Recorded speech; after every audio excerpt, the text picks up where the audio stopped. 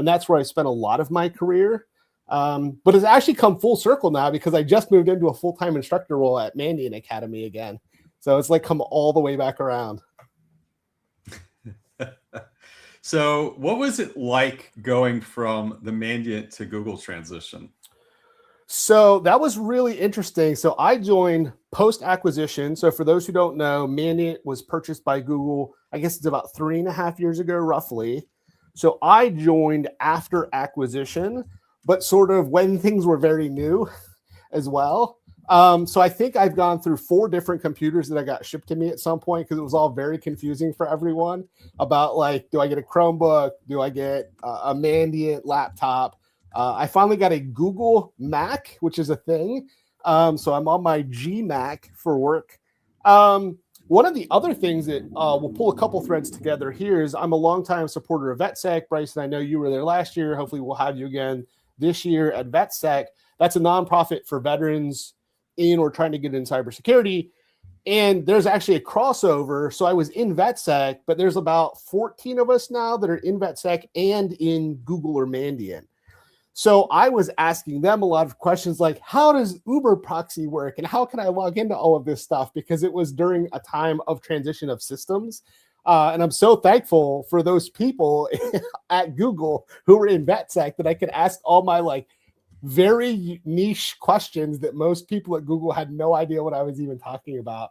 But it was interesting to make the move finally from out of sort of the DoD community into, I joined GPS initially, Google public sector, so sort of like the arm that deals with state, local, federal government, but it was still further away from my comfort zone. And I think that's been good. And now moving into the instructor role, that's a lot more commercial engagements as well. So let's talk about instructing and training, right? Yeah. Many, I think, want to teach, but there's a difference between wanting to teach or even being a subject matter expert. I've been joking for years, there are no experts in our space. The joke being cybersecurity is a unbounded infinite space. At the end of the day, the mix of social and technical together is the reason that compromises continue to happen. Good news, job security. Bad news, really hard to have a long weekend and not worry about it. So what got you into teaching, and what are some lessons learned that you can share with others who wish to follow that path? Yes. So a lot of people say like, oh, if you can't do something, you become a teacher. Maybe you have not tried to do adult instruction. It is really difficult.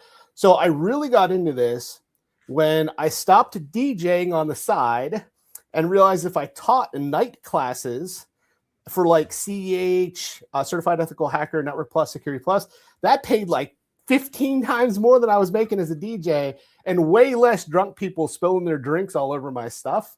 So like that would have been way back in like maybe 2013. I sort of like started to embark on that journey in addition to my daytime job. And I'm going to say the bar to entry was pretty low. There's a lot of people, at least at that time, who were doing it who weren't great. And I've been through lots of classes. Hopefully not everybody's been through classes where the instructor is not great.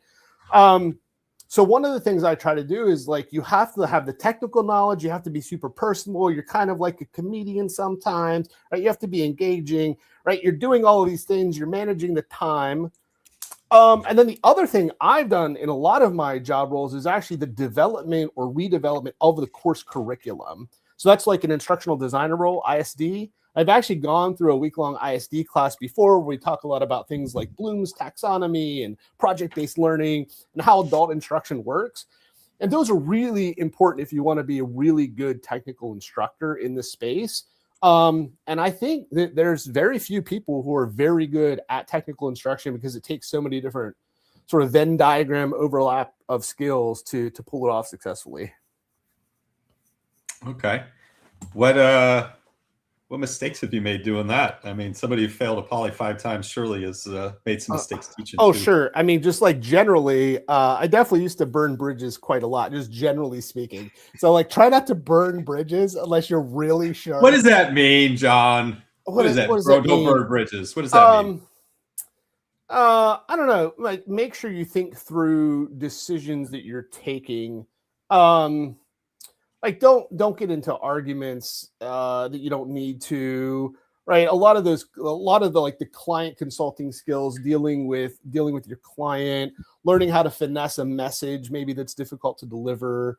Um, I don't know. I think it's one of those things where I get very frustrated when things aren't up to a certain standard or everything is caught in like the bureaucracy, and that makes me very frustrated. So I want to like move ahead and push forward with that. And you have to know the right time and place. And those were lessons I've learned along the way. I don't always get them right. I think people. I mean, I'll still make mistakes. That's just life.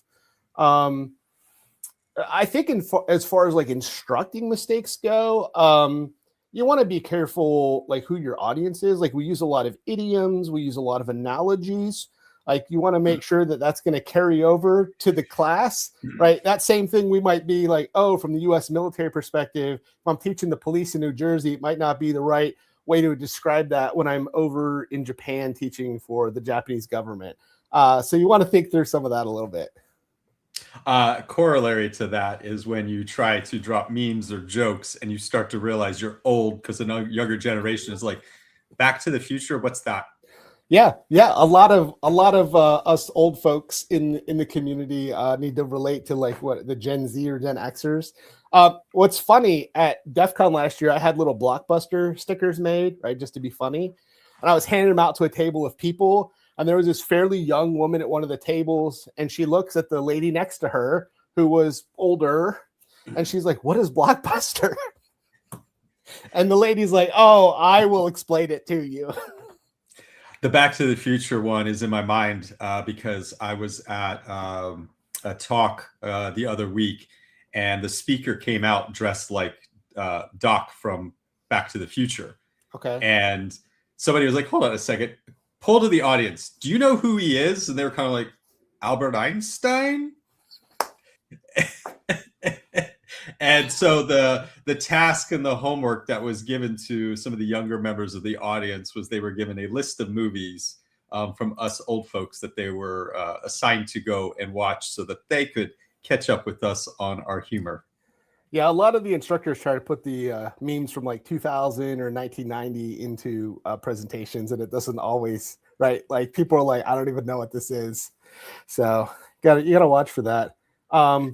Luckily, I can ask my daughter. She's 24, so if I ever have a question, I can see like if this is something the 24-year-old range will even know about.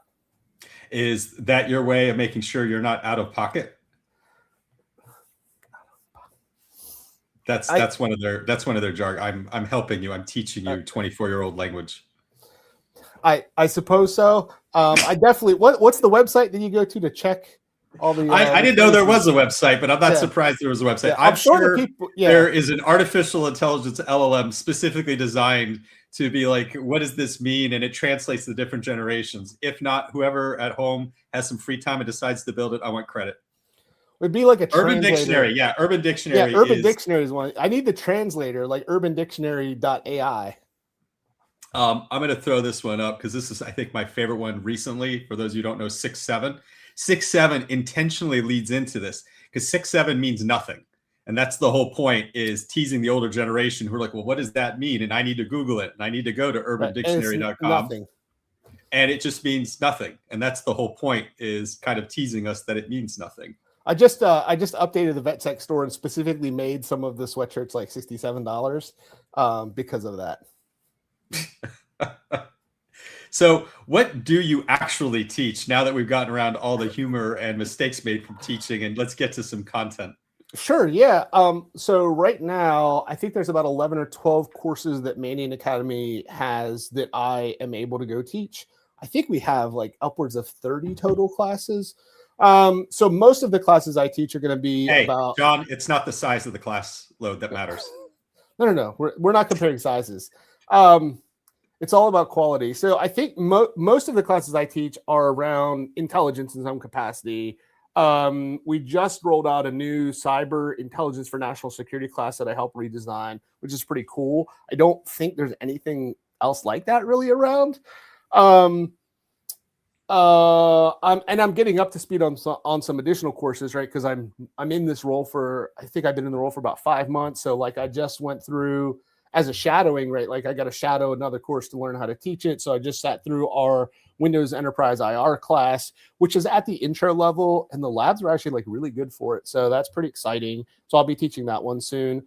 But sort of whatever my boss needs me to get up to speed on. So like there might be like a malware 101 course that I can do, but we go through like it goes all the way up to like a 401 level class. So like that's probably beyond my capabilities because we'll have actual malware reverse engineers come in and teach that class, which is pretty unique for us. Like a lot of people think like or know about Mandiant because of like right our IR capabilities or whatever. And like we're very much different from like the certification vendors because we bring in SME. So it's more like SANS to some capacity where like you're getting practitioners in. So we only have 5 full-time instructors, including my boss who runs the academy. So everybody else who teaches one of our classes is like from Mandiant or Google, and they're like a practitioner.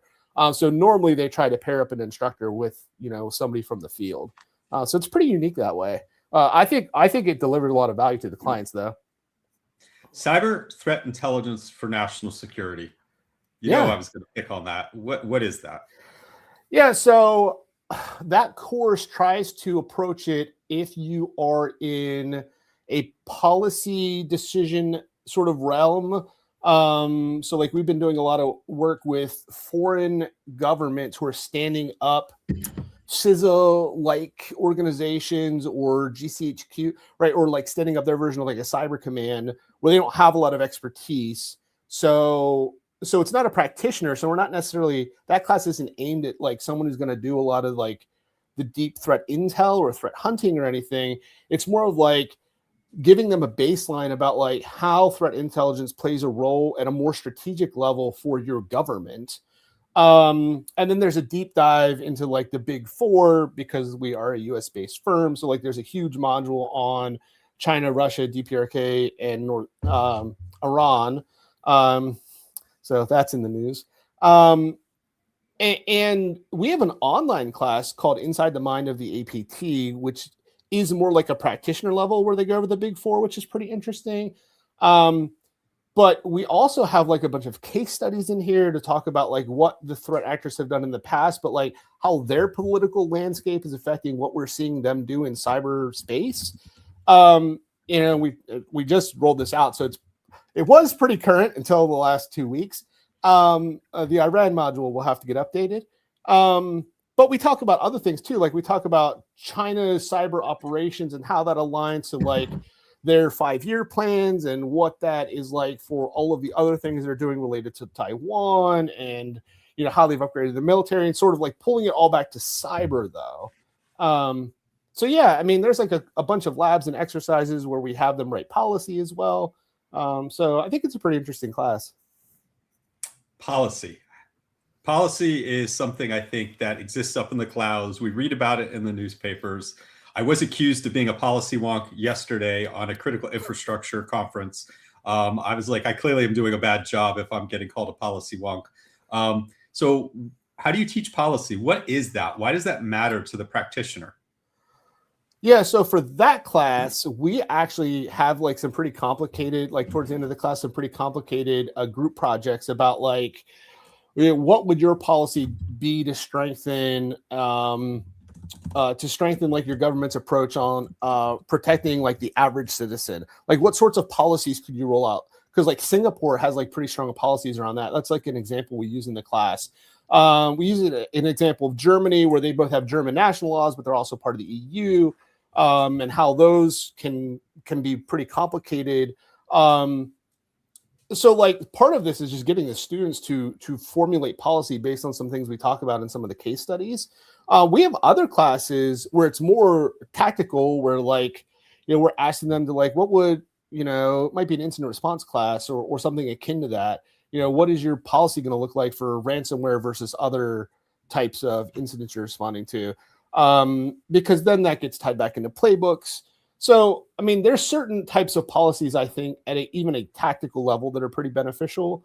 And maybe they're not policies, like we throw that word around. Maybe it's more like an SOP. Could it be guidance? So I think a lot of people think policies some like super high level thing like NIST 800 171 or CMMC. But there's a lot of policies that exist, like even like what's your MFA policy, right? And how are we going to implement that? I'm always the person that thinks policy people would ideally have a technical background so that the policies can be implemented. I'm a big proponent that we should have more people who have a better technical background writing the policy. That's my goal. I'll make a quick plug here. That gap is why I created the Hack the Capitol conference in Washington, D.C. out of the ICS Village nonprofit that I co-founded with Tom. For those of you who are interested, June 17th and 18th, Critical Effect DC will be back for its 9th iteration. We are also this year debuting a Critical Effect California in September, which is going to be focused on the fact that from a policy level, while it hasn't been explicitly stated, this current administration has been, by cutting the federal level of cybersecurity support at the national level, has created a de facto policy that now pushes it down to the state level. I've worked with multiple state legislatures who had no idea that this was the case because it wasn't a formal policy. It was a de facto result of doing this. And so the Critical Effect California conference in September is going to be focused on that state and local level. A lot of where you were talking about like CTI for national security is effectively going to be like CTI for the critical infrastructure perspective at the state level. The CFP is open for Critical Effect DC. So if you go to the Institute for Security and Technology website, if you Google Critical Effect DC, however you find it, you're all very smart. You'll easily be able to track it and or submit to the CFP. We'd love to have you there. So awesome. let's take it down from the policy level and now speaking directly. And we have Ed here who is particularly interested, I'm guessing, at the practitioner level. How do we teach cyber threat intelligence at that level? So there's a couple things. When I was at Booz Allen, before I came to Google, we stood up a new team to support SCYTHE, brand new, all scratch, hired about 35, mostly junior people. So the things I look for when I'm trying to think about what a new person in CTI needs to understand is I need you to understand computers at like a network plus level. I don't care about certifications necessarily, but do you understand all of the technical foundational components of networking and VPNs and everything, like how routing works, and then a security plus level of all of the things that we layer on top of this to keep all of these inherently insecure networks somewhat secure. I think a lot of people come into threat intel thinking they don't need to be very technical, and threat intel is only getting more technical every year, right? I'm seeing things like threat intelligence engineers be like a thing that pops up on LinkedIn for jobs. So you need like the technical foundations of understanding networks and security appliances. And then you need all of the things about like how analysis is done. There's a few courses and resources available. Katie Nichols always has like a how do I get started blog that I always refer everybody to. And there are a lot of other places that are even free and a few courses you can take to sort of understand the intel analysis portion. And then I think a lot of it is sort of like the third Venn diagram of lots of different kinds of skills, depending on where you work and what that job wants you to do. Many people need to have good report writing skills. Many people need to have good public speaking and presentation skills. There are some people where it's more like, oh, you're architecting and managing the tip, so you need to understand architecture a little bit more, or scripting or Python, because that's a big portion of the job. Now AI is becoming a thing that we're using to try to speed up things and get us pointed in the right direction. So just like every other job in cyber, the job changes quite a bit over the years as well. Back when I started in like 2010, most threat intel practitioners were less technical than they are today. And I think we are only seeing a more technical lean to that as things progress. So one thing I'll add on that is a lot of folks think of threat intelligence, and of course you think of the threat and intelligence on the threat. But how do I know what threat applies to me? And that's the starting point, actually, is know yourself. And this is point number one that Katie makes in her list, is know thyself. Yep. Who am I? Where am I? What do I have that's of interest? From there, I can then go and define who would want that, because I can understand threat motives. My favorite when I teach this is I always like to say, hey, free is the best price. And the best price for threat intelligence for free at that level is if you go to the MITRE attack page, they have a page called groups, and you can do a plain text search on the groups page for your industry, like defense industry. And it'll plain text match with all of the listed groups that do that. When you click on that, it shows you the tools and the techniques and the times of their campaigns. So what it's lacking is a full attack logic, but it immediately now gives you who to be paying attention to and the kinds paid attention to and the kinds of tools that they're using. Yeah, I mean, that leads into like threat modeling. Like if you've never done threat modeling, even at a very basic level, that's going to be really important. The other thing that I always think is really interesting in threat intelligence is I often say there's sort of three buckets. I do threat intelligence like for the government in some capacity, state government, federal government, where my customer base is very broad and the intelligence is very broad and not very specific. That may have some value, right? There's still some value to that. I do threat intelligence at a vendor, right? Mandiant, Palo Alto, CrowdStrike, where all threat intelligence is also sales. All threat intelligence is also sales and marketing. So like you can still get really good threat intelligence from us, from vendors, from Palo Alto, from Mandiant, but just know like we're selling you a product. And then there's some companies that have internal threat intelligence teams, right? A private company that has that one or two people most of the time, if they have it at all, protecting that organization. There are exceptions to that rule. Fortune 50 companies sometimes have larger teams. Banks often have larger threat intel teams. But there's sort of three flavors there, because if you're at like a big bank or some other commercial entity, you are really focused on protecting my organization, right? You should be doing threat modeling. You don't have to call them PIRs, priority intelligence requirements, but a narrow down list of what the business wants me to focus on to provide value as a threat intelligence person, which is different if I'm a threat intel person at a really large federal or state institution. Right? I'm not necessarily providing business value the same way. And if you're at a vendor, right, it's different because you have clients you're supporting, and ultimately the goal is to make money while also providing the service. That's how all vendors work, right? It doesn't matter if it's threat intel or not, right? You're providing a service or a capability to your client, but you have many clients and you're always trying to make more money. So I just think it's also interesting to break that down, especially if you're new, around those three distinct areas where you can work in threat intel. So I'm going to post a link to Twitter from a reporter called Maggie Miller. And Maggie just recently, I didn't mean to actually click the link. I'm trying to show the link. Stop fighting me. There we go. Boom. So Maggie just reported that the U.S. government has been trying to coordinate with critical infrastructure asset owners because there is a potential increase in threat activity because of the conflicts or war, or special military operation in Iran.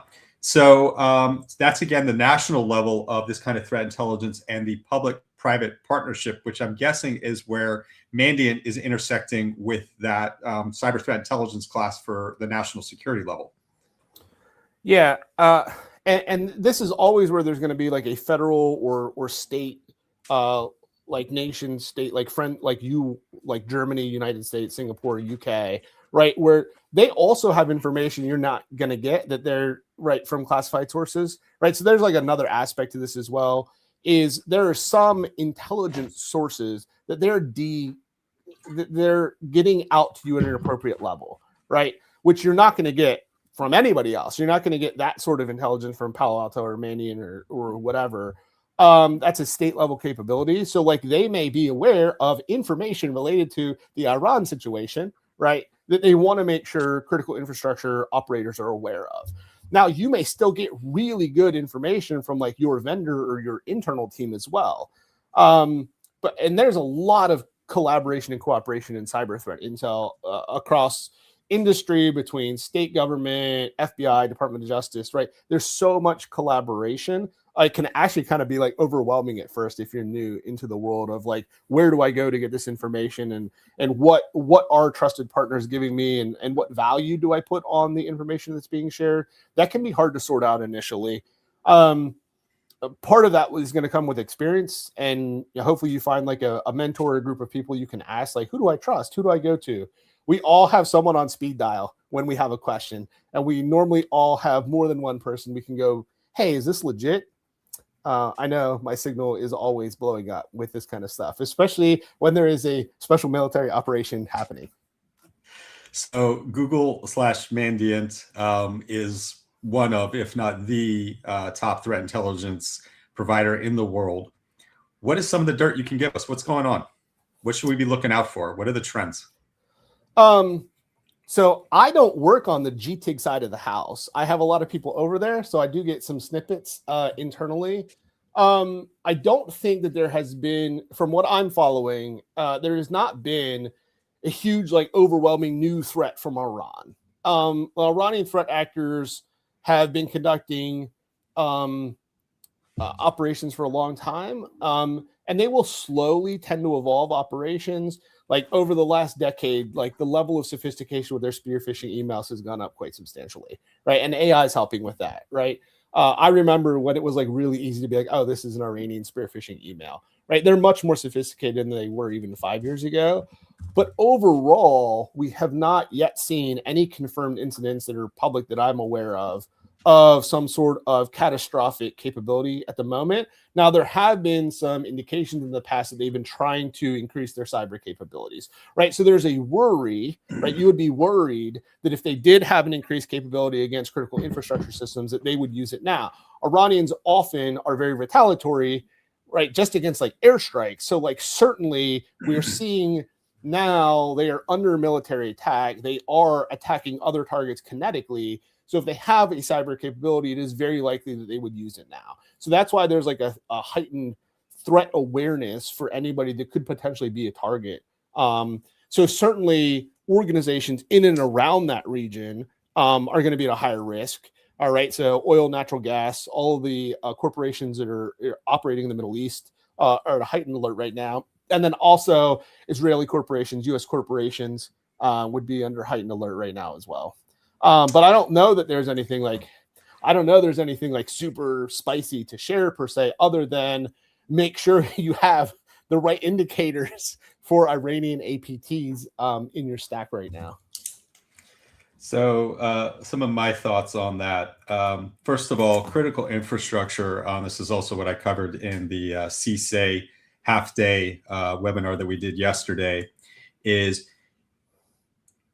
It's not the kind of thing where the military or the government of a foreign adversary says overnight, hey, go attack the US electric grid and make it so. It doesn't work that way. And as a result, the traditional, and the Chinese have been documented publicly for doing this since 2010, the traditional operational approach by them is to be stealthy, put something in place, and just leave it.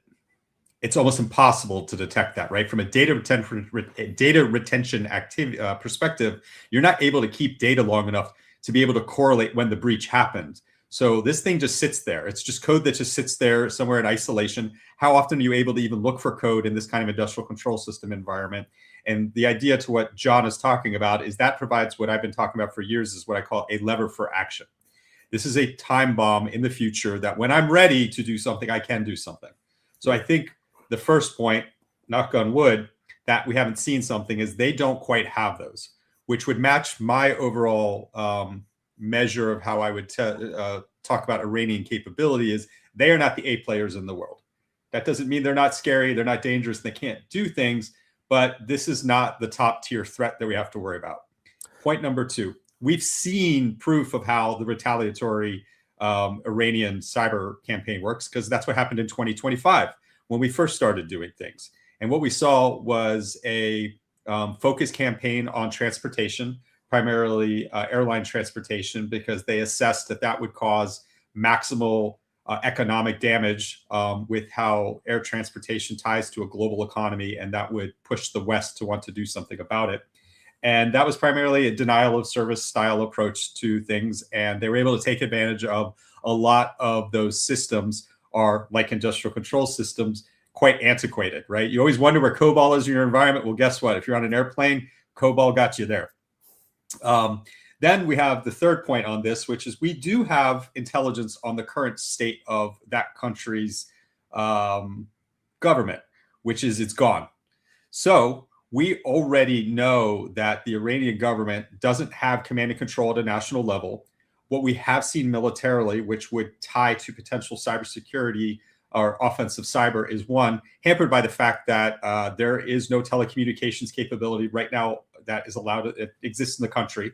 So it would have to be something outside of the country. Two, they don't have a centralized, i.e. a federal level ability, which is usually where these kinds of activities are coordinated and executed.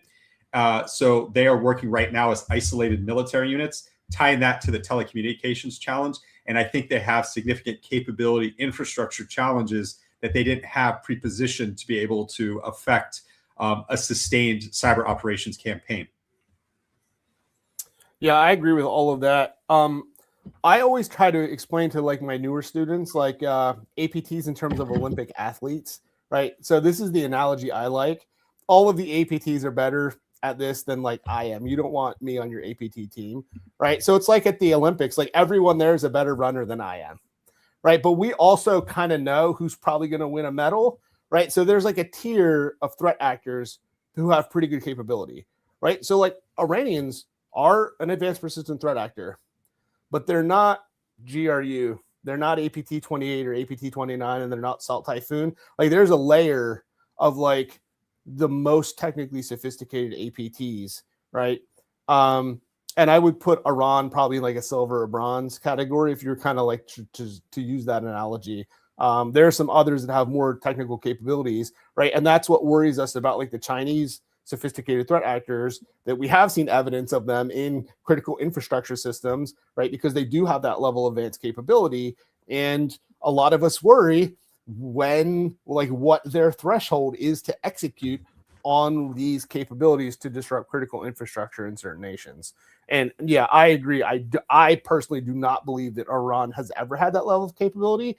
And the few times they've had successful attacks, like when they attacked Saudi Aramco way back in the day, that was really just a destructive, right, sort of ransomware style attack, right? They just encrypted all of the systems, right? It wasn't a sophisticated critical infrastructure attack per se, necessarily. And they haven't done anything like that, again, publicly that we know about in quite a long time.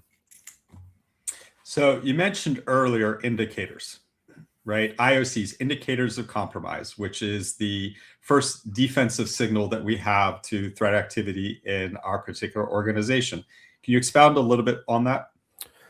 Yeah, so this is a big thing, having indicators of compromise, right? You're getting this probably from like a vendor from the government. So the hash of a known malware file, right? What's the MD5 or SHA-256 or whatever you're using, hash of this. We know this is malware. Known IP addresses, emails, domains, maybe that the threat actors have stood up, right? There's hundreds of thousands of indicators of compromise. Like if you ever go to VirusTotal and check a hash, right, you're checking an indicator of compromise. That's at a high level what we're talking about. So what happens is the threat actors can change a lot of these indicators of compromise pretty easily nowadays for lots of different reasons. Right. So if I want to change the file of a malware, I only have to change one byte in that file and it would be a new hash. And now your hash doesn't match. So some threat actors can get around this quite a lot, which is often why older school security technologies aren't really as important now. But it depends, because like the amount of times people are still using Mimikatz or the version of Cobalt that's available to threat actors is still quite high. So like you can still detect some threats, but then like the more sophisticated the actor is, the more likely that they will have an ability to bypass or have developed some new technique, or they've new malware, they've registered new domains for the attack that you are not going to have from a vendor or from the government. So this is a really interesting debate in CTI. I hear all the time that IOCs are dead. IOCs are dead. And it was like, I don't necessarily agree with that, right? Because the number of times I'm like in a meeting with our managed defense and they're like, it was Mimikatz. I was like, how can this be? It's 2026. And it still is. But like, that's not what Salt Typhoon is using, right? That's not what, APT28 is going to use. They might, if it works, right? Threat actors also will use the least sophisticated tool or technology or TTP, tactic, technique, or procedure necessary.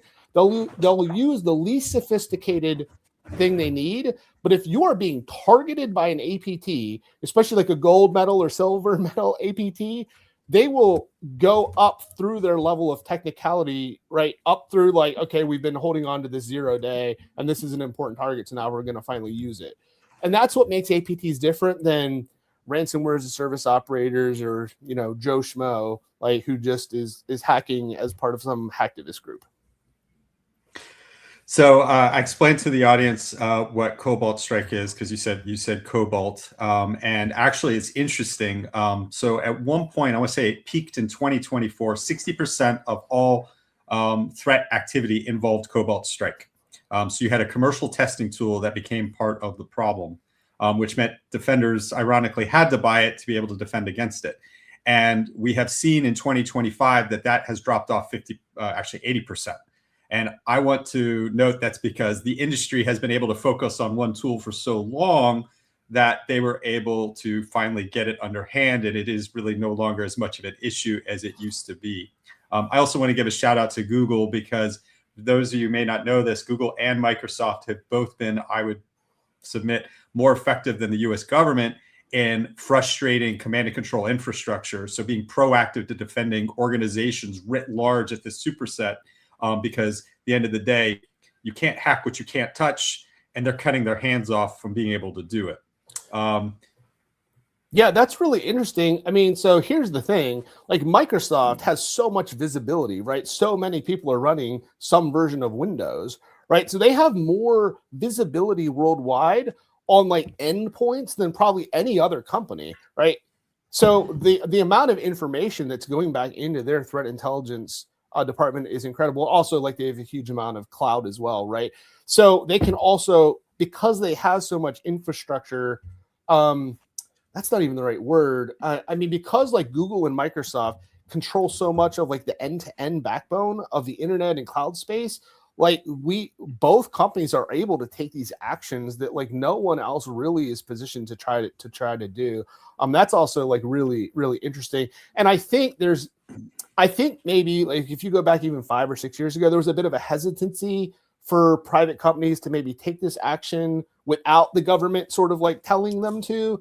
And I think you're starting to see the companies that have the ability to take down the actors are starting to be a little bit more proactive. So I don't know exactly when that changed, but it's definitely been fairly recently. I think that perception and proactivity has started to change a little bit, which is probably good for everybody. So John also mentioned earlier Mimikatz. Mimikatz is a popular credential theft tool, and you kind of mentioned like, why does it always work? One, it keeps changing, and so we have these different versions. Shout out to us here at SCYTHE. Mimikatz is one of the modules that we use in our platform, and we provide different versions of it, so you're able to test against the fact that a similar kind of tool has different versions with different kinds of capabilities. Where did I want to go with that? I got carried away on Mimikatz. For those of you who are looking to take the threat intelligence and applying it into driving signal, at the end of the day, threat intelligence informs you, but action is action and is what matters. So at SCYTHE, we actually do regular workshops on how to turn threat intelligence into this activity. We will demonstrate it with different free tools and different things. So it's about teaching those concepts. So you can take the threat intelligence and you can drive it directly in, and you don't need to pay for a license for Cobalt Strike or anything else to be able to bring this into your environment. Quick shout out to Red Canary, who was recently bought by Zscaler, co-founded by one of my longtime friends, Keith McCammon. They created, I think, one of the best free tools for being able to approach this called Atomic Red Team. That's part of what we'll teach as well, but you're welcome to go out to atomicredteam.io, I want to say is the website, and pull down that free tool. And it gets you started with being able to generate very quick individual procedures without having to know anything. So if you always wondered about MITRE ATT&CK, you'd be like, oh, I just want to do MITRE ATT&CK T1059. I don't know what that is. I can see the description. You just tell Atomic Red Team to do it, and it does it. So free tool to take threat intelligence and drive that kind of signal. So let's get spicy on threat intelligence. I think threat intelligence is still failing the industry. We spend $11 billion a year globally on threat intelligence as around the world. All organizations spend roughly that amount. That's a lot of money. And what are we getting for it? About 99% of threat intelligence is the bottom of David Bianco's pyramid of pain. Bad IP, bad domain, bad hash. Cool, great. Very effective because that IP, if it's bad, is pretty much going to always be bad. And I know that. Bad news for the defender is how hard is it for me to change an IP? How hard is it for me to change a domain? My favorite is how hard it is to change a hash. You literally pad a 0 on a file, and it's a completely different thing. So one of the jokes that I always make whenever I'm teaching this is imagine a 6-year-old walking up to a bouncer at a bar, right? Bad hash. And the bouncer's like, no, clearly you're 6 years old. I don't even need to card you. Bad hash. Turn around. And the 6-year-old walks away about 10 feet in eyes of the bouncer, like the bouncer's watching him, and he puts on a mustache and he comes back. The bouncer's like, please come on in, sir. That's most of today's threat intelligence. So you're going to go, well, Bryson, if that's the case, clearly there are a lot of really smart people and companies that are doing this. Why is that the case?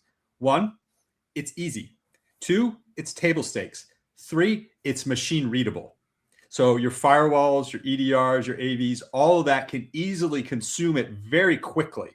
Now the challenge gets to, and this is why John teaches cyber threat intelligence, because threat intelligence is going, where do we go to the behavior? Because behavior is action. And that's where we move up. If you go up the pyramid of pain, you start looking at the techniques, tactics, and procedures and the tools that they're using to do this. Now, here's where I'll challenge the threat intelligence industry. We have still not come up with a standard to properly describe that. We have MITRE ATT&CK that gives us a common vocabulary of all of the components of an attack. We get a lot of really great written, particularly if you can pay for them, 20 to 60 page reports from experts that give us all of the details of how that attack logic works. But there's no way to share that information any other way. John, since you're now responsible for all threat intelligence in the world, what are you going to do to fix it? Yeah, there's a couple of really big points. I don't know how much time we have left. One of the biggest things is the CTI team. If you are at a private business, the CTI team needs to be integrated, right? It can't be off on its side, not talking to the SOC, not talking to your threat hunt, not talking to detection engineers, which is still very common. There's too many stovepipes. So I think that's very common. If you have like vendor provided threat intelligence, your vendor provided threat intelligence, and if you have a person on staff, needs to be fully integrated into your operations. So I think that's one of the first failings. The other big thing that I harp on, and this is a hill I'm probably going to die on, that's where they're going to put my tombstone, is you have to look like what are the detections we're getting in our SOC. The threat intel team needs to be aware of what we're actually seeing in my organization. We're the only people that have that level of visibility. So yes, the sexy report out of Microsoft or Google or Palo Alto or CrowdStrike about Salt Typhoon is great. If you're not in the telecoms industry, it probably doesn't matter to you right now. And you need to understand, like, what threats are you seeing? What are you blocking or not blocking? Like, you need to be talking to the SOC, because that's the first thing the threat intel team probably needs to focus on. That probably needs to be like one of the number one priorities is, are we addressing threats that we're either blocking or we're not blocking, and coordinating that amongst the SOC and incident response and detection engineering teams. So I think that's where a lot of the breakdown is because people think threat intel is reading this cool report about freaking lightning storm threat actor, right? And then seeing all the TTPs and reading the malware reverse engineering and then making sure we're covered for that. And that threat actor isn't even active in your geographic region, or you're not an industry that threat actor has targeted, which goes back to threat modeling, which we talked about. You have to focus to provide value for your organization. If I was protecting a building, I wouldn't install anti-aircraft guns if there's no threat of aircraft. Right. So like, it's just wasting resources. So I think that's like foundationally one of the biggest things I think that people misunderstand is people get into threat intel because they think it's cool and sexy, and I get to analyze, right, APT 123, and it's really like, are we under phishing attack? Someone should look at all the phishing emails that are coming in and find out what's happening, and that should be a threat intel person's job, or at least someone in the SOC who maybe is your threat intel person in the SOC. Titles are weird in this industry. There's a lot of people doing some flavor of threat intel, and they're not called a threat intel analyst. So that's like, I think, one of the biggest problems overall with it. I also think executives don't understand threat intel, and then it's hard for them to give them guidance because I think a lot of executives maybe really don't understand what they can do for the organization other than answer questions about, tell me about the Iran special operations, which probably isn't helpful to most organizations. Sorry, I was leading through the comments and I was thinking of the questions. I was trying to do too many things at once. I clearly am failing at multitasking, which leads now to what I did remember to say, because I was thinking multi-factor authentication. But even unsexier is, I have been saying for years, 80% of information security is just configuration management.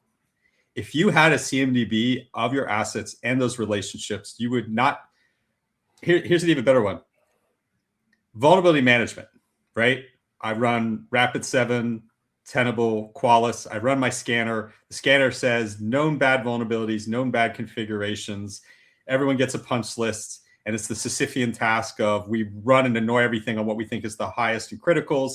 Next week, we run it again, and it's the same number. If I remember the stats, there were 48,000 disclosed CVEs last year. So vulnerabilities are only increasing, which is because there's more code.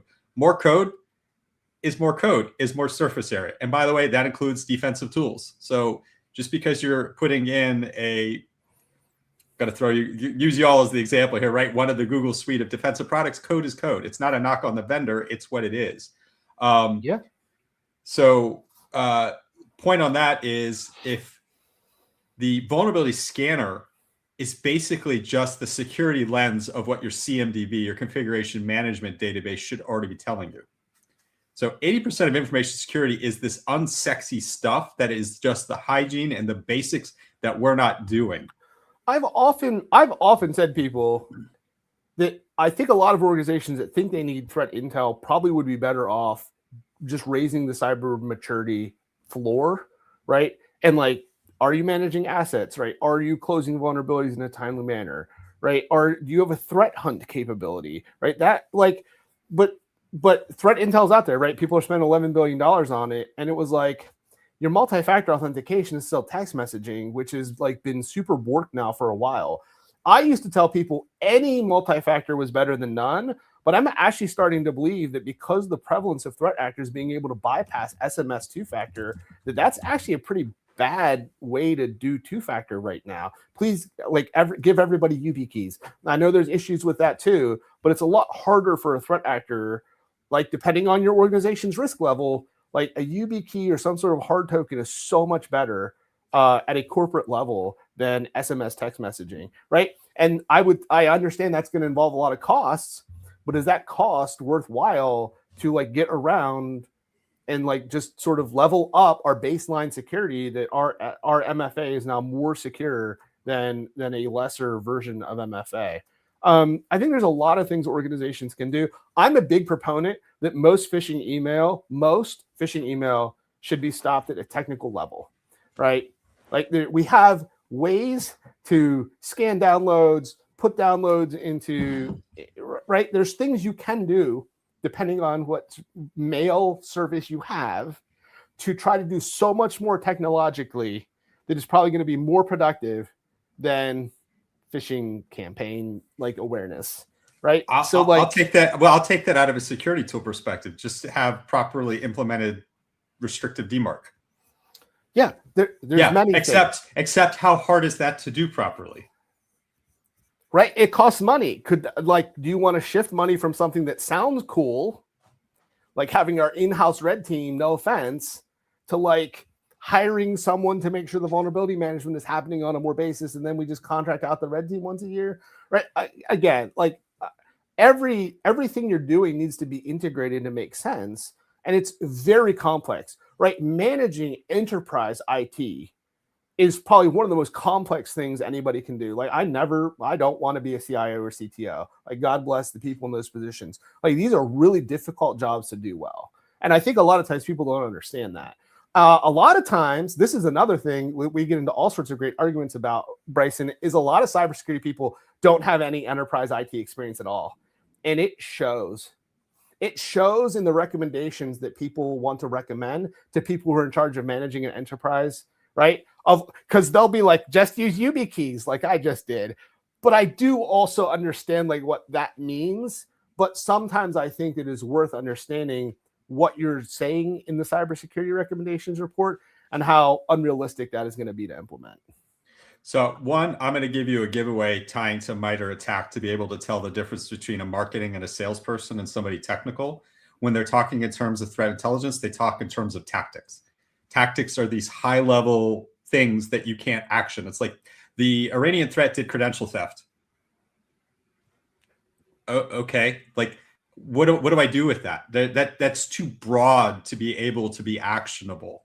The other one is talking about not having IT experience, right? Multi-factor authentication gets thrown around over and over and over again. I will tell you, as an offensive guy, MFA is a speed bump to me.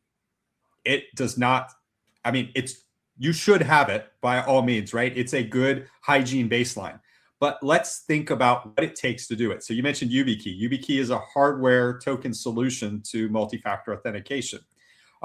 Anybody who has IT experience will tell you the amount of work it takes to properly roll out multi-factor authentication, and then the failure rate you have for multi-factor authentication. Because by the way, I'm going to use this verb intentionally, inflicting this on your employees to them being able to do the job the way we're doing, is you're looking at about a 5% failure rate in the first week. So 1 in 20 people in your organization are not going to be able to do their job easily because you just installed something new.